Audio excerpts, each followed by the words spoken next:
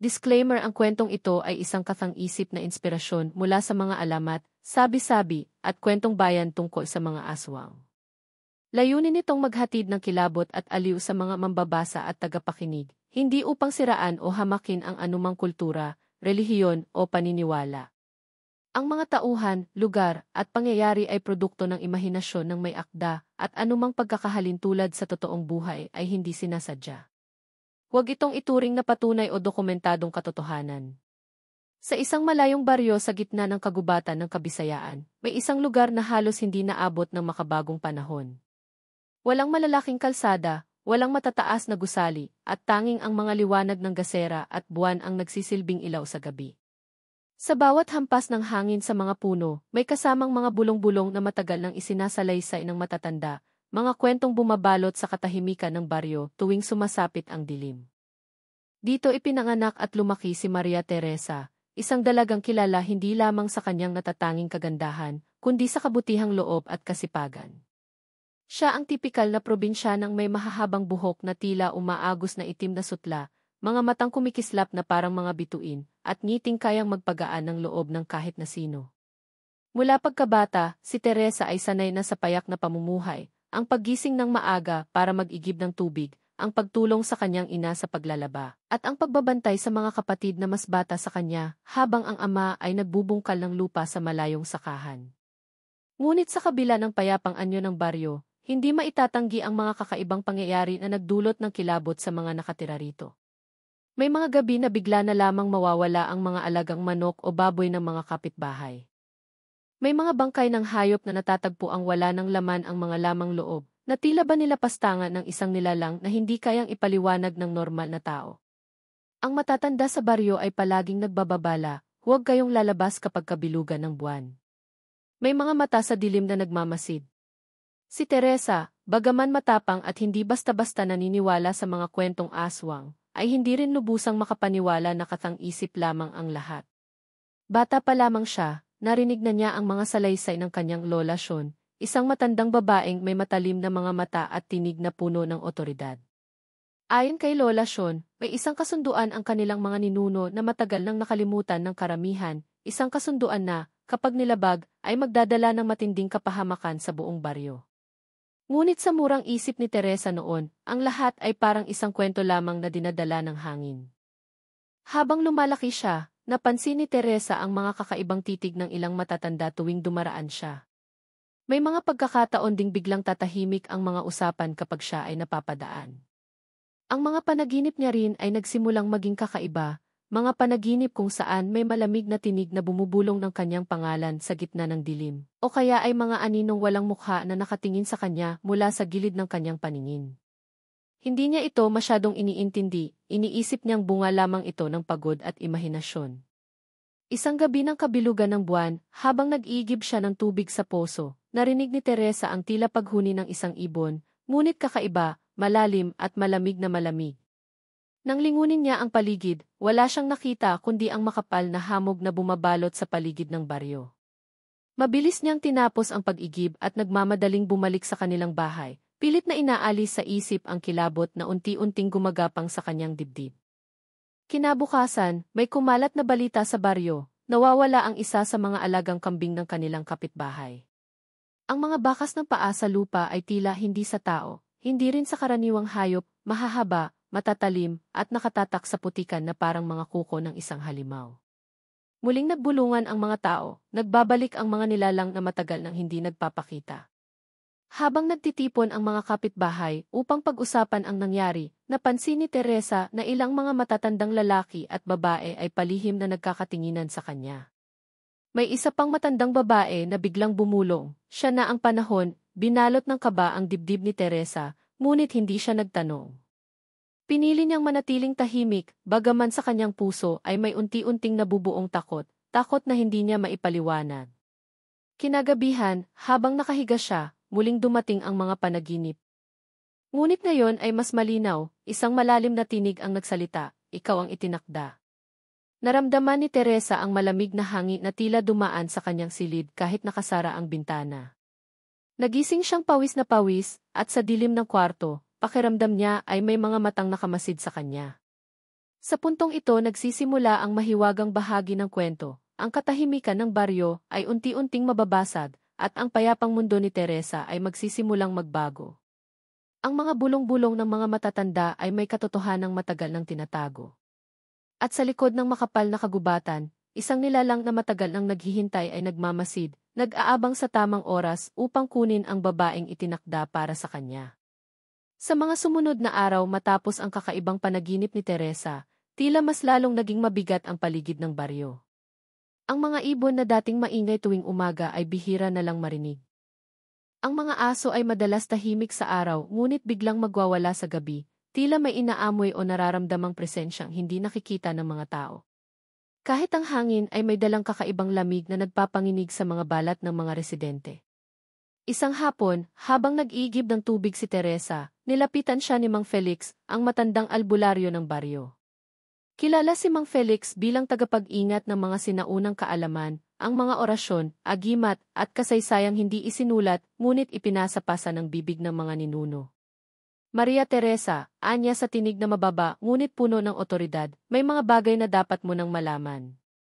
Sa unay nag-atubili si Teresa, ngunit nakita niya sa mga mata ng matanda ang bigat ng katotohanang hindi na maaaring ipagpaliban. Sumunod siya kay Mang Felix patungo sa isang maliit na kubo sa gilid ng baryo, malapit sa kakahuyan. Sa loob, amoy ang halamang gamot at mga tuyong dahon na nakasabit sa kisam. Sa gitna ng silid ay mailuma at kupas na banig kung saan naupo silang dalawa. May kasunduan ang ating mga ninuno, panimula ni Mang Felix. Noong unang panahon, ang baryong ito ay winasak ng mga halimaw na ngayon ay tinatawag nating mga aswang. Araw-araw may nawawala, bata, matanda, hayop. Wala silang patawad. Ngunit isang gabi, ang pinuno ng ating mga ninuno ay naglakbay papasok sa kagubatan at nakipag-usap sa pinuno ng mga aswang. Isang kasunduan ang nabuo, tuwing ika-10 taon, isang dalaga mula sa ating baryo ang iaalay bilang asawa ng pinunong aswang. Kapalit noon, hindi nila gagalawin ang mga tao, hindi nila dudungisan ang ating lupa. Nanlamig ang buong katawan ni Teresa. Hindi siya makapagsalita. Parang hindi totoo ang lahat ng narinig niya, ngunit sa paraan ng pagkakabanggit ng matanda, ramdam niya ang bigat ng kasaysayan na bumabalot dito. Totoo ba ito, Mang Felix? Halos pabulong na tanong niya. Hindi lahat ay naniniwala ngayon, sagot ng matanda, dahil matagal na mula ng huling pag-aalay. Ngunit ang mga bakas ng nangyayari nitong mga gabi, ang mga hayop na walang laman ang tiyan, ang mga aninong gumagalaw sa dilim, ito'y mga babala. At ikaw huminto sandali si Mang Felix at tinitigan siya ng diretso sa mga mata, ikaw ang napili ng mga matatanda. Ipinanganak ka sa ilalim ng kakaibang pagkakaayos ng mga bituin, at ayon sa lumang orasyon, ikaw ang itinakda. Napaatras si Teresa, nanlalambot ang mga tuhod. Hindi niya alam kung iiyak ba siya o tatakbo. Ang mga alaala ng mga nakalipas na linggo, ang mga bulong sa dilim, ang mga titig na matatanda, ang mga panaginip, lahat iyon ay biglang nagkaroon ng nakakatakot na kahulugan. Nagpatuloy si Mang Felix, noong bata ka pa, naalala mo bang lagi kang binabantayan ng iyong lola Sean? Hindi iyon dahil sa kapritso lang. Alam niya ang kasunduan. Kaya kahit hindi mo alam, ikaw ay hinanda, pinrotektahan, ngunit hindi kayang pigilin ang nakatakda.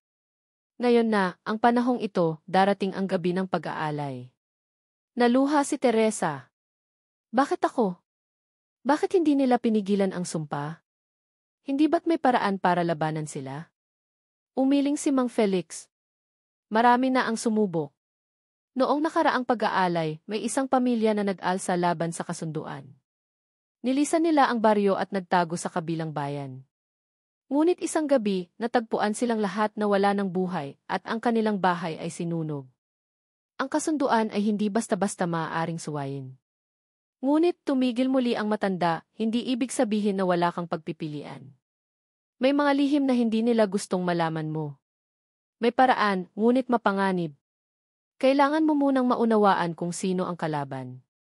Habang nag-uusap sila, isang malakas na kalabog sa labas ng kubo ang pumukaw sa kanilang pansin. Parang may mabigat na bumagsak sa lupa, kasunod ang kaluskos ng mga dahon. Nagdilim ang mukha ni Mang Felix. Nakikinig sila, anya. Hindi ligtas na pag-usapan pa ito ngayon. Bumalik ka na sa inyong bahay, ngunit mag-ingat ka, Maria Teresa. Huwag kang mag-isa sa gabi.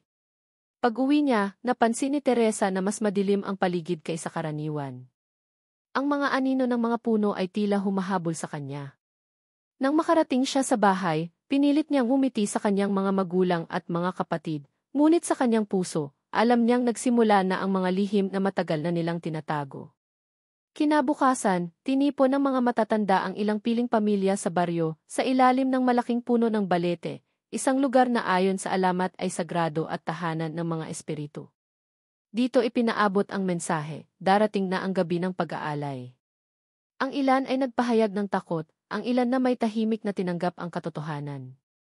Ang mga mata ng ilan sa kanila ay lihim na sumusulyap kay Teresa, at sa bawat sulyap na iyon, parang may mga tanikala na lalong humihigpit sa kanyang dibdib. Sa kanyang silid kinagabihan, habang tinititigan ang malamlam na ilaw ng lampara, muling sumagi sa isip ni Teresa ang mga kwento ng kanyang lola Sean, ang mga alamat na dati tila katang-isip lang. Ngayon, ang bawat kwento ay tila nagiging realidad. Sa labas ng kanilang bahay, humuni ang hangin na parabang may dinadalang awit ng kalungkutan, at sa di kalayuan, isang mahinang tinig ang muli niyang narinig, ikaw ang itinakda, habang pinipilit niyang ipikit ang mga mata. Isang pakiramdam ng pagkakulong at takot ang bumabalot sa kanya. Ngunit sa ilalim ng takot na iyon, may umuusbong na damdamin ng pagtataka at paghahanap ng sagot. Ano nga ba ang totoo? At may pag-asa pa bang mabago ang kasunduang matagal nang umiiral? Mula nang malaman ni Teresa ang tungkol sa kasunduan, naging mas matalas ang kanyang mga pandama. Ang dating mga ingay ng kagubatan na hindi niya pinapansin ay ngayon ay tila may mga lihim na ibinubulong. Ang hampas ng hangin sa mga dahon ay parang may mga matang nakamasid, at bawat kaluskos ng mga sanga ay nagdudulot ng kilabot sa kanyang dibdib. Isang gabi, habang kasama niya ang kanyang nakababatang kapatid na si Pilar sa harap ng kanilang bahay, may biglang umalingaw na huni ng isang uwak na hindi nila karaniwang naririnig sa baryo. Nang tumingala sila, isang itim na ibon ang dahan-dahang lumipad sa ibabaw ng kanilang bubungan, umiikot ng 3 beses bago nawala sa dilim. Napansin ni Teresa ang malamig na hangin na sumabay dito, at ang biglang pag-iyak ng mga aso sa kalapit na bahay. Ate, bakit parang iba yung uwak na yon? Tanong ni Pilar, nanginginig ang tinig. Hinaplos ni Teresa ang ulo ng kapatid, ngunit hindi siya nakasagot. Kinabukasan, kumalat ang balita na may isa na namang alagang baboy ang natagpuang patay, hubad sa lamang loob, ngunit walang anumang bakas ng dugo. Ang mga matatanda ay muling nagbulungan, at kahit ang mga kalalakihan ng baryo, na dati hindi naniniwala ay nagsimulang magpakita ng kaba. Ang mga kababaihan ay nagmamadaling umuwi bago lumubog ang araw, at halos walang batang naglalaro sa labas kapag gabi. Ang baryo ay tila nilamon ng takot na unti-unting sumisikip. Maging si Teresa ay hindi nakaligtas sa mga kakaibang pangyayari.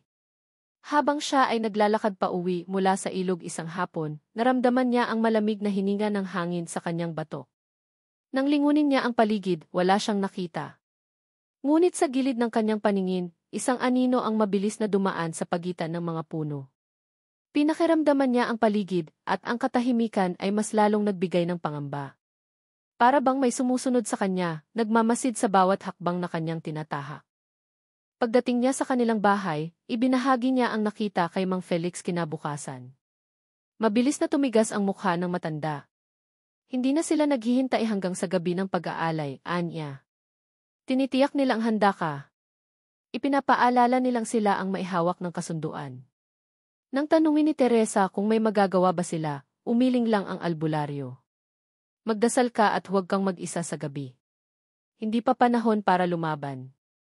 Samantala, si Lola Sean ay muling bumisita sa bahay nila, dala ang isang lumang kwintas na may nakasabit na maliit na bato. Isuot mo ito, Teresa, anya habang maingat na isinusuot sa liig ng apo. Hindi nito mapipigilan ang itinakda, pero makatutulong itong palakasin ang iyong loob. Galing ito sa mga ninuno natin. Nang hawakan ni Teresa ang bato, naramdaman niya ang kakaibang init na dumaloy mula rito. Isang init na tila humahaplos sa kanyang puso at nagpapakalma ng kanyang takot. Ngunit hindi naglaon, mas lumala pa ang mga palatandaan. Sa gabi, may mga ilaw na tila kumikislap sa kagubatan, mga aninong dumadaan sa likod ng mga bahay, at mga alagang hayop na bigla na lang nawawala. May isang batang lalaki na nagsabing nakita niya ang isang malaking ibon na may pulang mata na nakatayo sa bubong ng bahay nila. Ang iba naman ay nagkwento tungkol sa mga yapak na hindi tao, mahahaba at may matatalim na kuko, na natagpuan sa gilid ng sapa. Isang gabi, habang nakahiga si Teresa, muling bumalik ang mga panaginip. Ngunit ngayon, mas malinaw at mas nakakatakot. Sa kanyang panaginip, nakita niya ang isang nilalang na matangkad, payat ngunit malakas ang presensya. Ang balat nito ay kulay abo at ang mga mata ay nagliliyab sa pula. Ang nilalang ay lumapit sa kanya at may tinig na malalim at malamig na nagsalita, "Huwag ka nang lumaban. Ikaw ay itinakda para sa akin." Nagising siya na basang-basa ng pawis, humihingal, at may kakaibang pakiramdam na hindi lang iyon basta panaginip, para bang may totoong presensya na bumisita sa kanyang silid. Kinabukasan, ang baryo ay tila mas tahimik kaysa dati. Ang mga tao ay nagkakatinginan ngunit walang nagsasalita ng malakas. Ang mga matatanda ay nagtitipon sa gilid ng balete, tila nag-uusap tungkol sa mga susunod na hakbang. May isa pang matandang lalaki ang nagsabing, "Malapit na ang gabi ng pag-aalay. Kailangan nating sundin ang kasunduan kung ayaw nating magdusa." Ngunit may ilan na tahimik na nagpakita ng galit, ang mga mata nila ay nagliliyab sa galit ngunit pinipigilan ng takot na kumontra. Habang nag-aabang ng paglubog ng araw, napansin ni Teresa na tila mas madilim ang paligid kahit hindi pa tuluyang lumulubog ang araw. Ang mga anino ng mga puno ay tila humahaba ng hindi natural. Ang mga ibon ay biglang nagsiliparan palayo, at ang mga aso ay nag-uunahang nagtatago sa ilalim ng mga kubo. Ang baryo ay tila humihinga ng kaba, isang kolektibong takot na bumabalot sa lahat. Sa gabing iyon, isang malakas na kalabog ang narinig sa bubungan nila. Nagising ang buong pamilya. Nang sumilip ang kanyang ama sa labas, wala itong nakita kundi ang makapal na hamog. Ngunit nang umaga ay natagpuan nila ang mga bakas ng matatalim na kuko sa lupa, paikot sa kanilang bahay. Sa mga bakas na iyon, muling nagbulungan ang mga matatanda, ipinapaalala nila na malapit na. Sa puso ni Teresa, naramdaman niya ang isang halo ng takot at galit. Bakit kailangang siya ang magdusa? Bakit kailangang magpatuloy ang kasunduang iyon? Ngunit sa likod ng kanyang takot, may sumisibol na tapang, isang pakiramdam na baka, kahit paano, may paraan upang baguhin ang itinakda. Makalipas ang ilang araw mula nang dumami ang kakaibang mga pangyayari, tila mas lalong bumigat ang katahimikan sa baryo. Ang mga bata ay hindi na naglalaro sa labas, at kahit ang matatandang dati madaldal sa mga kubo ay naging tikom ang bibig. Ang mga mata ng bawat isa ay nagtataglay ng parehong takot, takot na sa paglabas ng gabi ay may darating na kapahamakan. Si Teresa, sa kabila ng kanyang takot, ay nagsimulang maghanap ng mga kasagutan. Alam niyang hindi siya maaaring umasa lamang sa mga bulong-bulong o sa mga panaginip na bumabagabag sa kanya. Kinailangan niyang harapin ang katotohanan kahit gaano pa ito kasakit. Isang hapon, nagpunta siya kay Lola Sian, dala ang mga tanong na matagal nang bumibigat sa kanyang dibdib. Nakaupo ang matanda sa harap ng kanilang bahay, nililinis ang isang lumang rosaryo na tila kay tagal ng kasama sa bawat dasal. Nang makita siya ni Lola Sian, tila alam na ng matanda kung ano ang sadya ng apo. "Apo, mahina ngunit malinaw ang tinig ng matanda, panahon na para malaman mo ang lahat." Umupo si Teresa sa tabi ng kanyang lola at tahimik na nakinig. "Noong kabataan ko, simulang salaysay ni Lola Sian, ako mismo ay nakasaksi kung paano dinala ang huling dalagang inalay. Hindi ito kwentong barbero. Nakita ko kung paano siya kinuha mula sa gitna ng baryo, sa ilalim ng liwanag ng kabilugan ng buwan.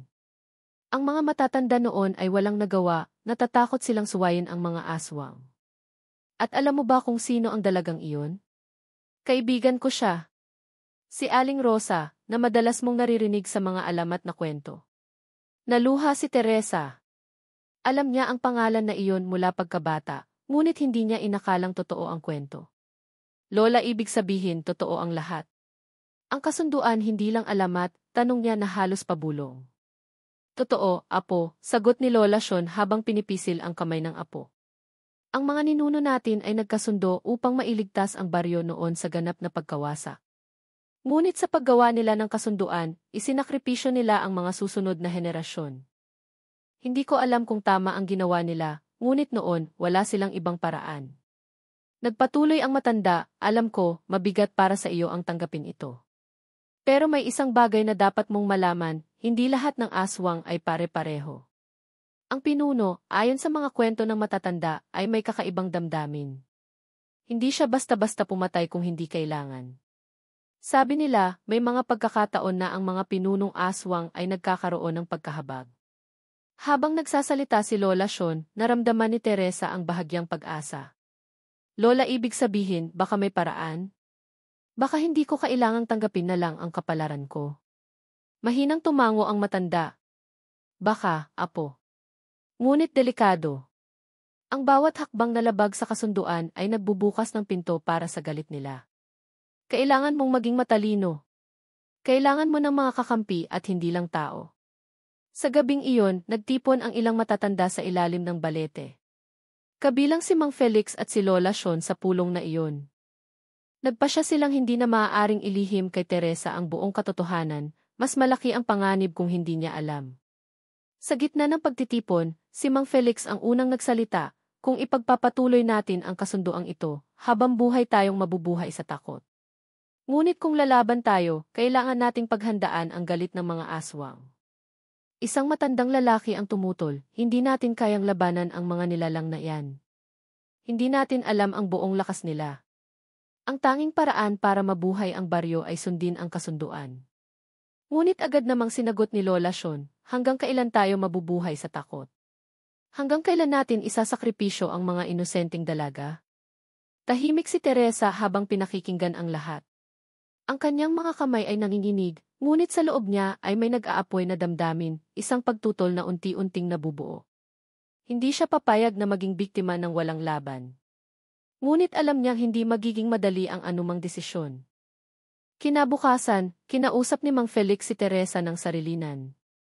May mga sinaunang orasyon at agimat na maaaring gamitin laban sa kanila, bulong niya. Ngunit bihira ang mga taong marunong nito at hindi lahat ay handang sumubok. Kung talagang nais mong baguhin ang itinakda, kailangan mong magpakatatag. Kailangang handa ka sa lahat ng panganib. Bumalik si Teresa sa kanilang bahay ng gabing iyon na puno ng magkahalong damdamin, takot, pagkalito, ngunit higit sa lahat, pag-asa. Habang nakatingin siya sa liwanag ng buwan mula sa kanilang bintana, muli niyang narinig ang mahinang tinig na iyon, malamig, ngunit ngayon ay parang may kakaibang lambing, huwag kang matakot, itinakda ka para sa akin, ngunit maaari kang pumili. Kinilabutan siya, ngunit sa halip na puro takot ang maramdaman, may kakaibang kuryenteng dumaloy sa kanyang dibdib. May misteryo sa likod ng tinig na iyon, isang misteryong maaaring magbukas ng paraan para wakasan ang sumpa. At sa gabing iyon, napagtanto ni Teresa na magsisimula na ang tunay na laban, hindi lamang laban sa mga aswang, kundi laban sa kasaysayan na pumipilit na itali ang kanyang kapalaran. Lumubog ang araw na may kasamang kaba sa hangin, parang mismong kalikasan ay nakikiisa sa takot na bumabalot sa baryo. Ang mga ibon ay biglang tumahimik, at ang mga aso ay nag-uunahang nagsilapit sa mga pintuan ng kanilang mga amo, tila umaasang may proteksyon sa harap ng paparating na dilim. Si Teresa, nakaupo sa tabi ng bintana, ay nakatanaw sa dahan-dahang paglaho ng liwanag. Sa kanyang puso, ramdam niya na ang gabing iyon ang magsisimula ng lahat. Bago magdilim ng lubusan, kumatok si Mang Felix at pumasok sa kanilang bahay. May dala siyang maliit na supot na gawa sa pulang tela, nakatali sa dulo ng isang tali. Isuot mo ito sa lig mo, bilin niya. May dasal dito ng mga ninuno, hindi nito mapipigilan ang nakatakda, pero maaaring magpahina ng lakas ng sinumang lalapit sa iyo. Tahimik na kinuha ni Teresa ang supot at isinabit sa kanyang liig, habang nanginginig ang kanyang mga kamay. Nang sumapit ang kabilugan ng buwan, isang grupo ng matatanda at piling kalalakihan ang dumating sa kanilang bahay. Hindi na kailangan ng paliwanag, ito na ang gabi ng pag-aalay. Ang kanyang mga magulang ay nag-iwas ng tingin, luhaan ngunit takot na kumontra. Sa katahimikan ng gabing iyon, naglakad si Teresa patungo sa gilid ng kagubatan, kasama ang grupo. Ang bawat hakbang ay mabigat, bawat dampi ng hangin ay parang paalala ng kapalaran na nakalaan sa kanya. Ang lugar na tinungo nila ay isang lumang bakawan sa gitna ng gubat, malayo sa mga mata ng ibang taga-baryo. Ayon sa alamat, dito unang naganap ang kasunduan ng mga ninuno. Sa gitna ng bakawan ay may isang malapad na bato na tila altar, basang-basa ng hamog at nilalamon ng mga anino ng buwan. Dito ka manatili, utos ng isa sa mga matatanda, ang tinig ay nanginginig. Huwag kang kikilos. Huwag kang titingin sa mga mata niya. Naiwan si Teresa habang unti-unting lumayo ang mga kalalakihan. Nang siya'y nag-iisa na, ang katahimikan ng gabi ay naging nakabibingi. Maya-maya, naramdaman niya ang malamig na simoy ng hangin na dumaan sa kanyang batok, kasunod ang isang kaluskos ng mga dahon. Ang mga ibon ay biglang nagsiliparan at ang mga sanga ng puno ay gumalaw kahit walang malakas na hangin. Sa isang iglap, may dalawang pulang liwanag ang lumitaw mula sa kadiliman, mga matang nagliliyab na parang apoy. Lumabas mula sa mga anino ang pinunong aswang. Matangkad siya, halos 2 ulit ng karaniwang tao, na may balat na kulay abo at mga ugat na kumikislap sa ilalim ng liwanag ng buwan. Ang kanyang mga pakpak ay malalapad, parang sa isang dambuhalang paniki, at ang mga kuko ay matatalim na parang kutsilyo. Ngunit sa kabila ng kanyang nakakatakot na anyo, may kakaibang karisma sa kanyang presensya, isang halinang hindi maipaliwanag ni Teresa. Tahimik siyang tumayo sa harap ni Teresa, hindi agad kumikilos. Nang magsalita siya, ang tinig ay malalim at malamig ngunit may halong lambing, ikaw ang itinakda. Matagal kitang hinintay. Kinuyom ni Teresa ang kanyang mga kamay upang pigilan ang panginginig. Hindi ako takot sa'yo, sabi niya, kahit ramdam niyang kumakabog ng malakas ang kanyang dibdib. Umusal ng mahinang tawa ang nilalang. Hindi ka ba takot? Marami na ang nanginig at nagmakaawa bago ka. Lumapit siya ng bahagya at ang mga matang pula ay tila kumikislap. Ngunit nang magtama ang kanilang mga mata, may bahagyang pag-aalinlangan sa mukha ng pinuno, parang may nakita siya sa mga mata ng dalaga na hindi niya inaasahan. Bakit ako? Tanong ni Teresa, halos pabulong. Dahil ikaw ang itinakda ng kasunduan, sagot niya. Ngunit may higit pa roon, may lakas sa loob mo na hindi ko pa nakita sa iba. Ang mga ninuno mo, hindi nila alam na sa kanilang kasunduan ay may isusilang na magwawakas o magpapatuloy ng lahat. Sa sandaling iyon, isang malakas na kaluskos mula sa kagubatan ang pumukaw sa kanilang atensyon. May isang taong lihim na sumunod, isang binatang kakampi ni Teresa, si Ramon, na matagal nang may pagtingin sa kanya. Lumabas siya mula sa mga anino, may hawak na sibat na pinahira ng langis ng niyog at asin. Layuan mo siya, sigaw ni Ramon. Nagningning ang mga mata ng pinuno, ngunit hindi siya agad umatake. Sa halip, umiti siya, isang ngiti na hindi inaasahan ni Teresa. May tapang kayo, ngunit hindi niyo ako basta mapipigil. Tumikim siya at biglang naglaho sa harap nila, iniwan ang malamig na simoy ng hangin at ang mahinang halakhak na nag-echo sa kagubatan. Nang bumalik sila sa baryo, nanginginig pa rin si Teresa. Hindi niya alam kung ano ang mas nakakatakot, ang anyo ng pinuno, o ang katotohanang tila hindi siya nagmadali upang kunin siya. Sa halip, parang sinusubok siya, parang may ibang plano na mas malalim kaysa sa kasunduang alam nila. Sa kanyang dibdib, ang takot ay nahaluan ng kuryosidad at isang damdamin na hindi niya maipaliwanag, isang kakaibang koneksyon na hindi dapat mangyari. Sa gabing iyon, habang nakahiga sa ilalim ng malamlam na ilaw ng gasera, muling narinig ni Teresa ang tinig sa kanyang panaginip, hindi lahat ng itinakda ay kailangang tanggapin. Ngunit handa ka bang harapin ang kapalit? Kinabukasan, isang hindi maipaliwanag na bigat ang bumalot sa buong baryo. Ang mga tao ay nag-uusap ng pabulong, at kahit ang mga hayop ay tila kabado. Si Teresa, bagaman napagod sa nakaraang gabi, ay hindi nakatulog ng maayos. Ang mga mata ng pinunong aswang at ang kanyang malamig na tinig ay paulit-ulit na bumabalik sa kanyang isip. Ngunit sa halip na matakot ng lubusan, may umusbong na paninindigan sa kanyang dibdib, hindi siya magpapasakop ng basta-basta. Si Ramon, ang binatang lihim na sumunod kagabi, ay muling lumapit sa kanya. Hindi tayo pwedeng umasa na lang sa awa niya, sabi niya, hawak ang sibat na ginamit niya kagabi. Kung hahayaan natin na sundin ang kasunduan, mawawala ka. Pero kung lalaban tayo, maaaring madamay ang buong baryo.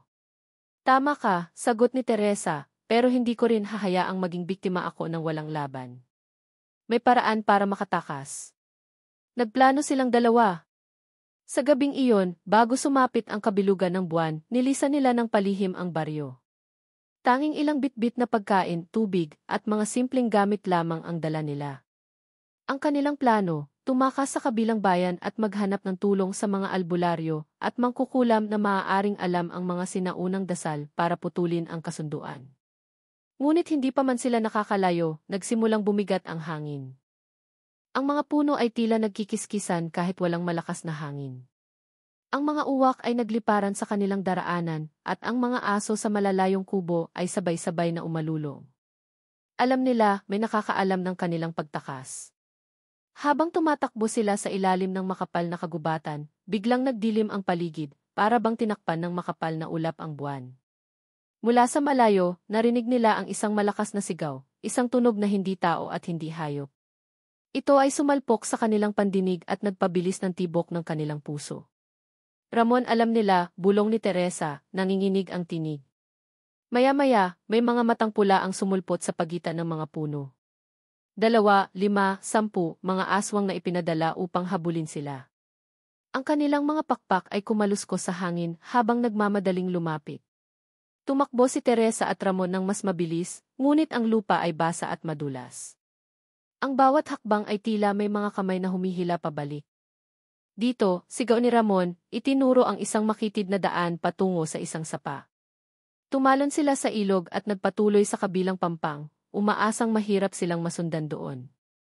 Ngunit bago pa man sila makalayo, isang nilalang ang biglang bumaba mula sa mga puno, isang malaki, payat na aswang na may mahahabang kuko. Tumalon si Ramon at itinulak si Teresa palayo. Nakipagbakbakan siya gamit ang kanyang sibat, ngunit ang lakas ng kalaban ay napakalaki. Gamit ang kanyang tapang, hinagisan ni Teresa ng buhangin ang mga mata ng nilalang at kinuha ang sibat upang tulungan si Ramon. Nang tamaan niya ito, ang aswang ay napaatras, ngunit hindi napinsala ng husto. Sa halip, nagpakawala ito ng nakakatakot na huni na tila hudyat sa iba. Nagsimula ang isang nakakatindig balahibong habulan sa gitna ng dilim.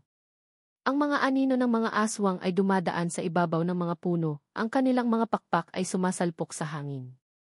Ang malamig na ihip ng hangin ay nagdadala ng mga yabag at huni na tila nagmumula sa lahat ng direksyon. Si Teresa at Ramon ay patuloy na tumatakbo, ang kanilang mga dibdib ay humahapdi sa pagod, ngunit hindi sila huminto. Nang halos mawalan na sila ng pag-asa, nakakita sila ng isang maliit na kuweba sa gilid ng bundok. Dali-dali silang pumasok at nagtago, hinahabol ang kanilang hininga. Ang mga yabag at huni ng mga aswang ay dumaan sa labas, mga aninong nagmamasid at naghahanap, ngunit hindi sila agad natagpuan. Sa katahimikan ng kuweba, naramdaman nila ang malamig na bato sa kanilang likuran at ang tibok ng kanilang mga puso na parang kulog. Pagkalipas ng ilang minuto, isang pamilyar na tinig ang umalinggaw sa labas ng kuweba, malalim, malamig, ngunit ngayon ay may kakaibang lambing, ang tinig ng pinunong aswang. Teresa, hindi mo kailangang tumakbo, wika nito. Hindi kita sasaktan. Ngunit kung ipagpapatuloy mo ang pagtakas, ang baryo mo ang magbabayad. Napakuyom ng kamao si Teresa, ang luha ay bumalot sa kanyang mga mata. Alam niyang hindi basta-basta makakatakas ng walang kapalit. Ngunit alam din niyang hindi siya pwedeng bumalik ng walang laban. Sa madilim na kuweba, habang yakap ang sarili at nakasandal sa malamig na bato, bumulong siya sa sarili, kailangan kong hanapin ang paraan, kailangan kong baguhin ang kapalaran. Sa labas, ang mga anino ng mga aswang ay muling lumipad palayo, ngunit naiwan ang isang babala, ang kagubatan ay hindi naligtas at ang oras ay mabilis na nauubos. Si Teresa at Ramon, bagaman nanghihina, ay nagpasya na hindi titigil hanggat hindi nila natatagpuan ang kasagutan. Ngunit ngayon ay malinaw sa kanila, ang laban ay higit pa sa pagtakas, ito ay laban para sa kanilang kalayaan at para sa hinaharap ng buong baryo. Ang madaling araw ay tila walang dalang pag-asa. Ang malamig na simoy ng hangin sa kabundukan ay dumadaloy sa kuweba kung saan nagkubli sina Teresa at Ramon. Ang mga mata ni Teresa ay namumugto sa pag-iyak ngunit nagliliyab ng paninindigan. Hindi na siya ang takot na dalaga kagabi, ngayon, isa na siyang babae na handang magsakripisyo upang baguhin ang kapalaran. Tahimik na pumatak ang mga patak ng tubig mula sa kisam ng kuweba, at bawat patak ay tila orasan na nagbibilang ng mga sandali bago ang kapahamakan. Hindi tayo pwedeng magtago ng habang buhay, bulong ni Ramon habang hinahasa ang sibat. Kung babalik tayo, papatay nila tayo. Kung tatakas tayo, ubusin nila ang baryo. Huminga ng malalim si Teresa. Kung may kasunduan ang mga ninuno, may paraan din para putulin iyon. Hindi pwedeng wala. Hindi ako papayag na ang kapalaran ko ang maging tanikala para sa lahat. Naglakbay silang dalawa pabalik sa baryo habang nagbabalak ng plano. Sa kanilang paglalakad, napansin nila ang katahimikan ng paligid, walang uwak, walang kuliglig. Maging ang mga puno ay tila nagbabadya ng panganib. Nang marating nila ang baryo, sinalubong sila ng mga nag-aalalang mata ng mga kapitbahay. May ilan na nagagalit, may ilan na umiiyak. Ang mga matatanda, kabilang si Mang Felix, ay lumapit na puno ng pangamba. Bakit kayo bumalik? Alam niyo bang nilagay niyo sa panganib ang lahat, singhal ng isang matanda? Hindi kami bumalik para sumuko, matapang na sagot ni Teresa. Bumalik kami para tapusin ito. Sa ilalim ng isang malaking puno ng balete, nagpulong ang ilang matatapang na kalalakihan, kababaihan, at ang matandang albularyo. Nais nilang maghanda para sa nalalapit na pagdating ng mga aswang. Gumawa sila ng mga sibat na nilagyan ng asin, langis ng niyog at bawang. Naglagay sila ng mga anting-anting at mga dahon ng saging na may dasal sa paligid ng baryo. Ngunit alam nilang hindi sapat iyon para sa pinunong aswang at sa kanyang hukbo. Habang naghahanda, muling nagpakita ang tinig sa isipan ni Teresa, ang tinig ng pinuno. Isang salita mo lang, maliligtas ang lahat. Maging asawa ko at tatapusin ko ang lahat ng ito. Ang puso ni Teresa ay tumibok ng mabilis. Alam niyang totoo ang banta. Alam niyang kung susuko siya, maliligtas ang mga mahal niya sa buhay. Ngunit alam din niyang kung gagawin niya iyon, mananatiling alipin ang baryo sa sumpa ng kasunduan. Pagsapit ng gabi, bumalot ang dilim na mas makapal kaysa dati. Sa kabilugan ng buwan, nagsimulang gumalaw ang mga anino sa kagubatan. Mula sa malayo, isang mababang alingawngaw ng halakhak at huni ang umalingawngaw. Ang mga aso sa baryo ay nag-uunahang nagsitahol, at ang mga bata ay itinago sa mga kubo. Dumating ang mga aswang, una, mga anino sa kalangitan, at pagkatapos ay mga matang pula na unti-unting lumapit. Sa gitna nila, bumaba ang pinunong aswang, mas nakakatakot at mas makapangyarihan kaysa dati. Ang mga pakpak niya ay bumuka ng malapad, at ang lupa ay tila yumanig sa bawat hakbang niya. Teresa, sigaw ng pinuno, ang tinig ay umalinggaw sa buong baryo. Ibigay mo sa akin ang iyong sarili at walang dugo ang dadana. Humakbang si Teresa pasulong kahit pinipigilan siya ng mga tao sa paligid. Ang kanyang mga mata ay puno ng luha, ngunit matatag ang kanyang tinig. Kung susuko ako, hindi kayo hihinto. Paulit-ulit lang kayong kukuha ng mga inosente. Kung ngayon ako ang itinakda, bukas may isa na namang katulad ko. Nag-utos ang pinuno ng pag-atake. Mabilis na lumipad ang mga aswang patungo sa baryo, ngunit sinalubong sila ng mga sibat at palasong may asin at bawang. Si Ramon, kasama ang ilang kalalakihan, ay matapang na lumaban. Ang mga sigaw ng tao at halakhak ng mga nilalang ay naghalo, at ang hangin ay napuno ng alingawngaw ng labanan. Habang nagaganap ang kaguluhan, humakbang si Teresa patungo sa pinuno. Sa kanyang kamay, hawak niya ang maliit na supot na ibinigay ni Mang Felix. Kung itinakda akong maging asawa mo, itinakda rin akong wakasan ka, bulong niya. Binuksan niya ang supot. Inilabas ang isang lumang anting-anting na may ukit na simbolo ng mga ninuno at itinapat ito sa dibdib ng pinuno. Napaatras ang pinuno, ang mga matang pula ay kumurap at nag-iba ng kulay. Paano mo nakuha yan? Lihim ng mga ninuno, sagot ni Teresa, nanginginig ang tinig ngunit matatag. Hindi ako susuko at hindi mo na muling masasaktan ang baryo. Nagkaroon ng matinding sagupaan sa pagitan nila. Gumamit ng lahat ng lakas ang pinuno upang agawin ang anting-anting, ngunit ang tapang at determinasyon ni Teresa ay nagbigay ng kakaibang lakas. Sa huli, isang malakas na liwanag ang bumalot sa paligid nila at ang mga aswang ay biglang napaatras, napapaso ng liwanag. Pagbagsak ng liwanag, parehong nakaluhod sina Teresa at ang pinuno.